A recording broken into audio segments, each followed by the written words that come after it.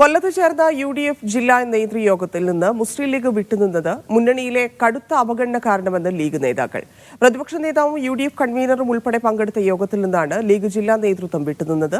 മുന്നണി തീരുമാനങ്ങൾ ലീഗിനെ അറിയിക്കാത്തതും യോഗത്തിനായി പുറത്തിറക്കിയ പോസ്റ്ററിൽ നിന്ന് ലീഗ് നേതാക്കളെ ഒഴിവാക്കിയതും പ്രതിഷേധത്തിന് കാരണമായി. തദ്ദേശ തെരഞ്ഞെടുപ്പിലെ മുന്നൊരുക്കങ്ങൾ ഉൾപ്പെടെ ചർച്ച ചെയ്യാനായിരുന്നു കൊല്ലം DCC ഹാളിൽ UDF കൊല്ലം ജില്ലാ നേതൃയോഗം ചേർന്നത്.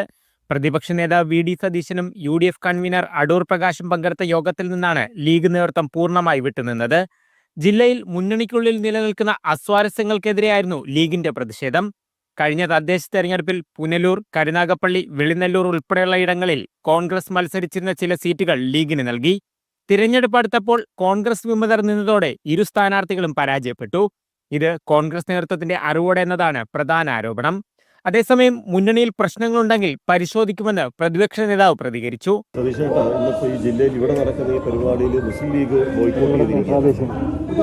അയാൾ പരിശോധിക്കാൻ എന്താണെന്ന് അറിയില്ല.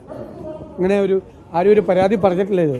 UDF നേതൃയോഗത്തിനായി തയ്യാറാക്കിയ പോസ്റ്ററിൽ നിന്ന് നേതാക്കളെ ഒഴിവാക്കിയതോടെ ലീഗ് അണികൾക്കിടയിൽ വലിയ അമർഷമുണ്ടായി. ഇതുകൂടി കണക്കിലെടുത്താണ് വിട്ടുനിൽക്കൽ. പ്രശ്നപരിഹാരത്തിന് മുതിർന്ന നേതാക്കളുടെ നേതൃത്വത്തിൽ ഉടൻ ചർച്ച നടത്തും. മീഡിയ 1 കൊല്ലം.